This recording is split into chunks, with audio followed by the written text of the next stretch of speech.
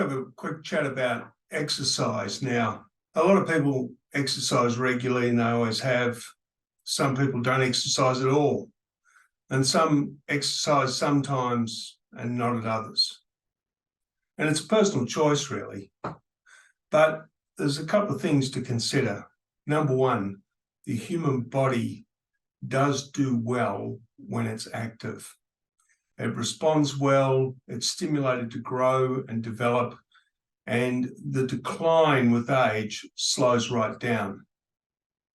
Of all the metrics, of all the things that have been researched and looked at as factors that may reduce risks of disease or early onset of aging, there is none that comes even close to physical exercise. Researchers agree, study on top of study, that 3 hours per week of fairly vigorous physical exercise is what the human body really needs to thrive and reduce risk of all forms of disease. In fact, 50% reduction in all risk with 3 hours exercise per week.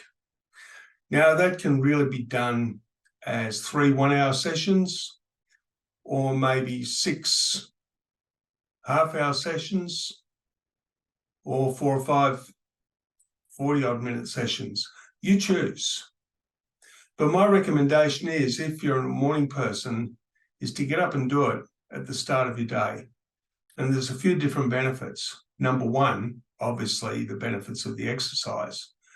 But number two, when you have to drag yourself out of bed when you're very comfortable and it's very snug, but you also have to drag yourself out of bed to do something hard, that wakes up your will. And it gives you a personal victory right at the start of the day, when you've overcome your laziness, overcome all your complaints about why you don't really want to do it, and do it. Well, that's an incredible personal victory.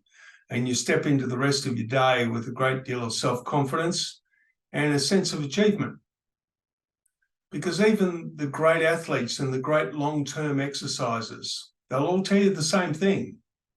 It's never easy getting out of bed. That's a personal battle every morning. So work out something that you like to do, whether it be going to the gym and doing a circuit class or some sort of exercise to music, whether you like going running or a brisk walk, whether you like going swimming, cycling, whatever it is, maybe it's playing tennis, whatever it is, it's got to be some huff and puff. And what do I mean by that?